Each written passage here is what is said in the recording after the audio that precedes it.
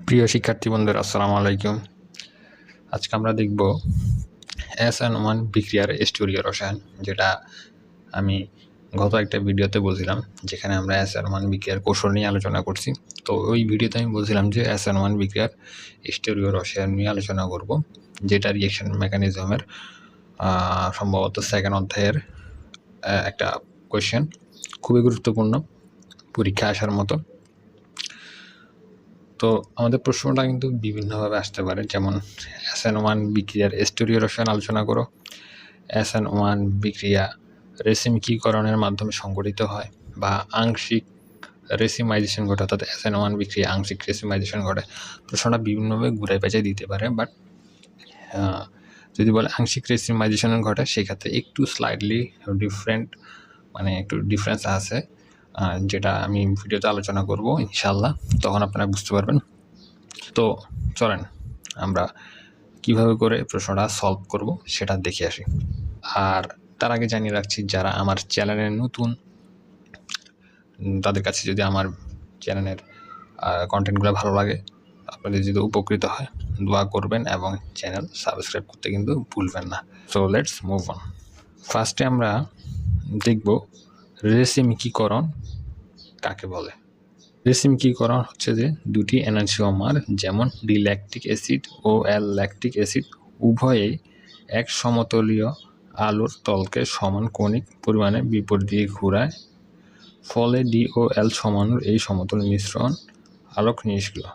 দুটি এনানসিওমারের এরূপ সমতল মিশ্রণকে মিশ্রণ এবং প্রক্রিয়াকে রেসিমিকীকরণ বলে। এখন এই সংজ্ঞা থেকে আমরা দেখতে পাচ্ছি আমাদের এখানে একটা কি পয়েন্ট আছে। কি পয়েন্টটা হচ্ছে যে দুটি এনানসিওমার।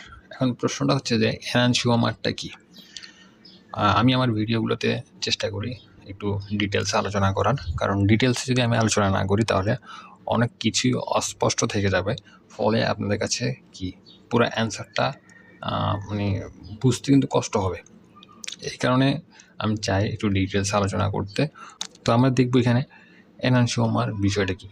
এনানসিওমার সংজ্ঞাটা আমি আপনাদের সামনে উপস্থাপন করতেছি, আপনারা মনোযোগ সহকারে শুনেন এবং বোঝার চেষ্টা করেন। সবচেয়ে ভালো হয় যদি খাতা কলম নিয়ে বসেন, তাহলে লিখতে পারবেন। খাতা নেবেন, বই নেবেন, আর ভিডিও লেকচারটা শুনবেন, নোট করবেন, নিজেদের মতো লিখবেন, ইনশাল্লাহ ভালোভাবে বুঝতে পারবেন। তো আমি এনানসিওমারের সংজ্ঞাটা বলতেছি। যে আলোক সমানুদয় এক সমতলীয় আলোর তলকে একই মাত্রায় ঘড়ির কাঁটার দিকে এবং ঘড়ির কাঁটার বিপরীত দিকে আবর্তন করে, ফলে তাদের সমমোলার মিশ্রণের কোনো আলোক সক্রিয়তা থাকে না। যেটা আমি এখানে বলছি, আলোক নিষ্ক্রিয়, আলোক সক্রিয়তা থাকে না, অর্থাৎ আবর্তন মাত্রা প্রশমিত হয়ে শূন্য হয়ে যায়, তাদেরকে পরস্পরের এনানসিওমার বলে। যদি আমি আপনাদেরকে ল্যাকটিক অ্যাসিডের চিত্রটা দেখে, গাঠনিক চিত্রটা আমি আপনাদের সামনে আঁকি, তাহলে আপনাদের সামনে আর একটু ক্লিয়ার হবে। COOH, এখানে COH, CH3H, এখানে আমাদের একটা দর্পণ নিতে হবে।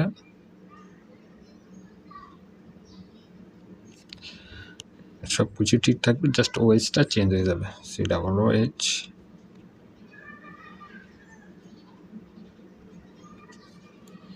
CH3, এটা হচ্ছে আমাদের ল্যাকটিক অ্যাসিডের গাঠনিক চিত্রটা। তো এটাকে আমরা বলবো ডি ল্যাকটিক অ্যাসিড,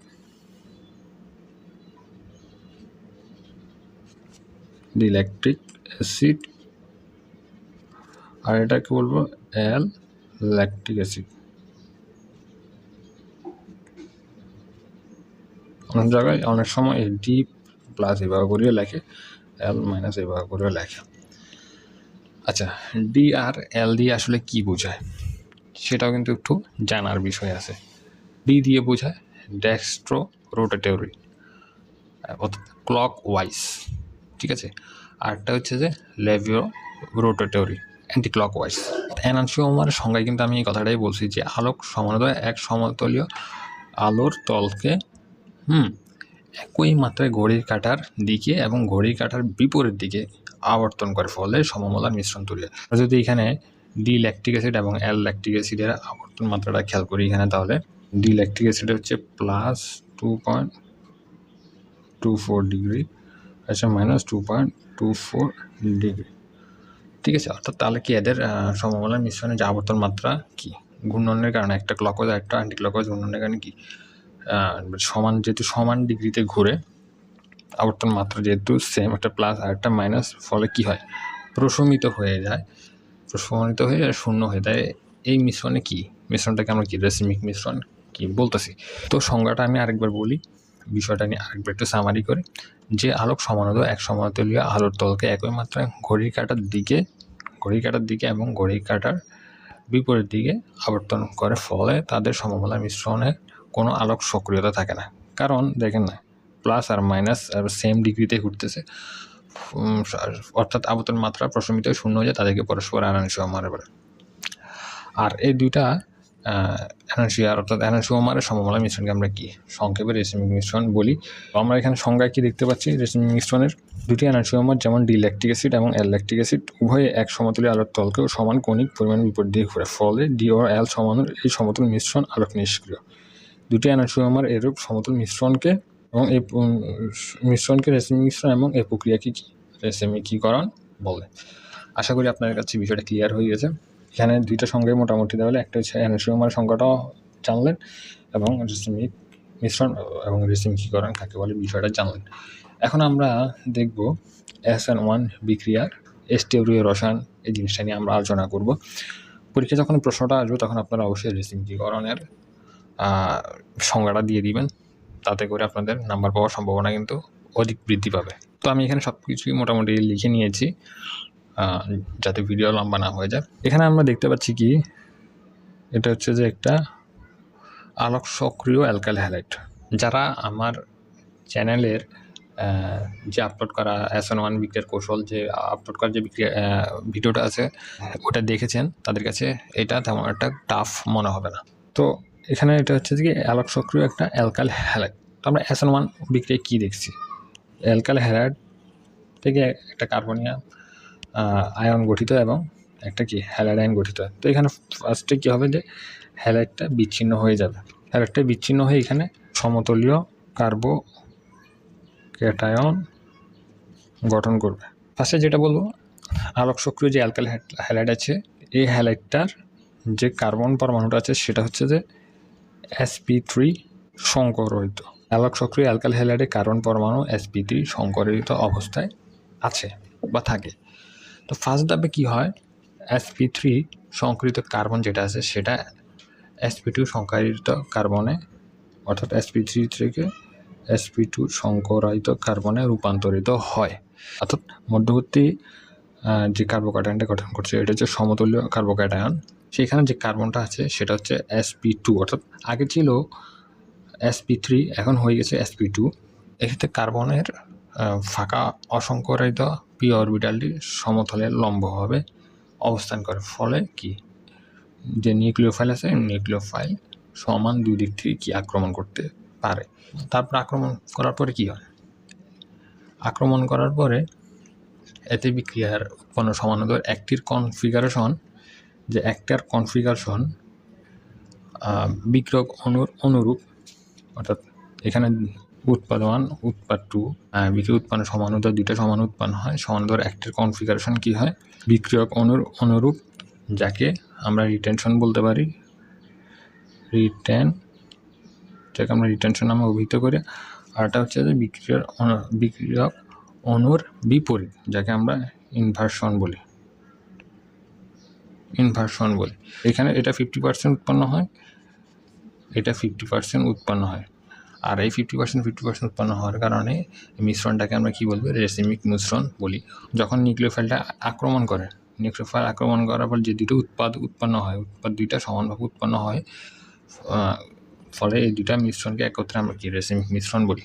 এখন আমরা একটা উদাহরণের মাধ্যমে দেখব। উদাহরণে দেখতে পাচ্ছি আমরা S3-bromo 3-methyl হেক্সেনের সাথে আমরা যখন পানির সাথে বিক্রিয়া দিব, তখন দেখেন আমাদের এখানে লিভিং গ্রুপ হিসেবে আছে ব্রোমিনটা বিচ্ছিন্ন হয়ে যাবে, আমাদের এখানে সমতলীয় কার্বোক্যাটায়ন গঠিত হবে, সমতলীয়। আর যে অসংকরিত যে পি অরবিটালটা আছে, যেহেতু এটা sp3 ছিল, এখানে যে কার্বনটা ছিল সেটা sp3 ছিল, আর এখানে যে কার্বনটা আছে কার্বোক্যাটায়ন গঠন হওয়ার পরে সেই কার্বনটা sp2 সংকরিত হয়ে গেছে, এবং এখানে যে অসংকরিত হচ্ছে p অরবিটালটা আছে সেই p অরবিটালটা লম্বভাবে থাকে। অর্থাৎ আমি যদি আপনাদেরকে দেখাই বিষয়টা, আমার কাছে একটা টিকিট আছে, টিকিটটা দিয়ে দেখাই আমাদের, অর্থাৎ এটা এভাবে সমান থাকে, ঠিক আছে, সমান থাকে। আর যে অসংকরিত যে ইয়াটা আছে না, যে অরবিটালটা p অরবিটালটা আছে, এটা লম্বভাবে এভাবে করে থাকে, আর এটা এভাবে সমান থাকে। আশা করি বুঝতে পারছেন। দেখবেন 3D মডেল হিসেবে আমরা এটা আঁকছি, 3D মডেল হিসেবে আঁকছি। যেটা মোটা অংশটা দেখতেছেন সেটা হচ্ছে যে অর্থাৎ আমার দিকে বেরিয়ে আসতেছে, অর্থাৎ কাগজ থেকে উপর দিকে বেরিয়ে আসতেছে, আর যে ডট ডটগুলো আছে না এটা ভিতর দিকে চলে যাচ্ছে। এটা 3D মডেল হিসেবে আমরা আঁকছি। এখানে আমাদের সমতলীয় কার্বোক্যাটায়নটা গঠিত হবে, ঠিক আছে। সমতলীয় কার্বোক্যাটায়ন গঠিত হওয়ার পরে এখান থেকে যখন নিউক্লিওফাইল অ্যাটাক করবে সমান দুই সাইড থেকে, যেহেতু সমতলীয় কার্বোক্যাটায়ন অর্থাৎ উপর দিক থেকেও নিচ দিক থেকে, অর্থাৎ সমান দুই সাইড থেকে, অনেকটা ফ্রন্ট সাইড রিয়ার সাইড বলে, মানে সামনের দিক পিছনের দিক এভাবে করে অনেক জায়গায় বলা আছে অনেক বইয়ে। যখন নিউক্লিওফাইলটা ফ্রন্ট সাইড এবং রিয়ার সাইড অর্থাৎ উপর দিক থেকে এবং নিচের দিক থেকে সমানভাবে অ্যাটাক করবে, অ্যাটাক করার ফলে দুইটা যৌগ উৎপন্ন হবে এখানে। একটা হচ্ছে S কনফিগারেশন আর একটা হচ্ছে R কনফিগারেশন। নিশ্চয়ই আপনারা দেখতে পাচ্ছেন এখানে S3 মিথাইল হেক্সানল, একটা হচ্ছে R3 মিথাইল 3 হেক্সানল, ঠিক আছে। একটা S কনফিগারেশন আর একটা হচ্ছে R কনফিগারেশন। S দিয়ে হচ্ছে যে আপনার সিনিস্টার, আর দিয়ে বোঝায় রেক্টাস, এগুলো হচ্ছে ল্যাটিন শব্দ। এখানে আমরা দেখলাম যে 50% অর্থাৎ এই বিকে আমরা এখানে দেখলাম 50% উৎপন্ন হয়েছে। এখন আমরা দেখব যে আংশিক রেসিমিকরণ কীভাবে হয় বা কোন ধরনের এক্সাম্পলের ক্ষেত্রে আংশিক রেসিমিকরণটা ঘটে। তো এখানে আমরা একটা এক্সাম্পল দেখতে পাচ্ছি, সেটা হচ্ছে 2-ব্রোমোবিউটেন। 2-ব্রোমোবিউটেনের ক্ষেত্রে এটাকে যদি আমরা পানির সাথে বিক্রিয়া করে সেখানে আমাদের কী হবে, একইভাবে কি আমাদের কেন্দ্র আকাশী বিকারক যেটা আছে নিউক্লিওফাইল, সেটা এখানে অ্যাটাক করবে। অ্যাটাক করার ফলে এখানে আমাদের উৎপন্ন হবে 60% আর 40%। আচ্ছা, এখন কথা হচ্ছে যে 60% 40% এটা কেন এমন হয়। এখানে ব্যাপার যেটা ঘটে সেটা হচ্ছে যে যখন কার্বোক্যাটায়নটা গঠিত হয়, লিভিং গ্রুপটা কী করে যে কার্বোক্যাটায়নের সম্মুখ সাইডটা অর্থাৎ ফ্রন্ট সাইডটা তারা কী করে আংশিকভাবে কি আচ্ছাদিত করে রাখে বা ব্লক করে রাখে। এটাকে বলা হয় যে আয়ন পেয়ার ইফেক্ট। এই আয়ন পেয়ার ইফেক্টের কারণে সে কী করে ফ্রন্ট সাইডটা কি ব্লক করে রাখে। ফ্রন্ট সাইডটা যখন ব্লক করে রাখে তখন কি হয়, ফ্রন্ট সাইডে তো সে আক্রমণ করতে পারে না, তো কি হয় তখন, তো ইনভার্সন প্রোডাক্টটা বেশি উৎপন্ন হয়ে যায়, কিন্তু রিটেনশন অর্থাৎ বিক্রিয়ক অনুরূপ যোগ্যটা কিন্তু সেই ক্ষেত্রে উৎপন্ন কম হয়, অর্থাৎ 40% হয়, এর ক্ষেত্রে 60% হয়। আরেকটা বিষয় আপনারা এখানে খেয়াল করে দেখবেন, এটা কিন্তু 2 ডিগ্রি হ্যালাইড, ফলে 2 ডিগ্রি হ্যালাইড থেকে যে কার্বোক্যাটায়নটা উৎপন্ন হয় সেটা কিন্তু অতটা স্থিতিশীল না, যতটা স্থিতিশীল 3 ডিগ্রি হ্যালাইড থেকে যে কার্বোক্যাটায়নটা গঠিত। অর্থাৎ আমরা ফার্স্টে যেটা দেখলাম এখানে যেটা আমরা দেখতে পাচ্ছি যে 3 ডিগ্রি হ্যালাইড, এই 3 ডিগ্রি হ্যালাইড থেকে আমাদের যে কার্বোক্যাটায়নটা উৎপন্ন হয়েছে এটা কিন্তু সুস্থিতিশীল, আর 2 ডিগ্রি হ্যালাইড থেকে যে কার্বোক্যাটায়নটা গঠিত হয়েছে সেটা কিন্তু অতটা স্থিতিশীল না। এটাও কিন্তু একটা রিজন যে আংশিক রেসিমিক কেন হয়, বুঝতে পারছেন। আর এখানে আরেকটা বিষয় আমি আপনাদেরকে বলি, যেহেতু নীল কালি দিয়ে এটা লিখছি, আপনারা দেখা যাবে জিনিস স্কিপ করতে পারেন। অনেক বই কিন্তু অর্থাৎ এই যে অসংকরিত অরবিটালটা দেখাইছে, অনেক জায়গায় দেখায়নি, তো আপনারা দেখাতে পারেন, না দেখাতে পারেন, আপনাদের ইচ্ছা।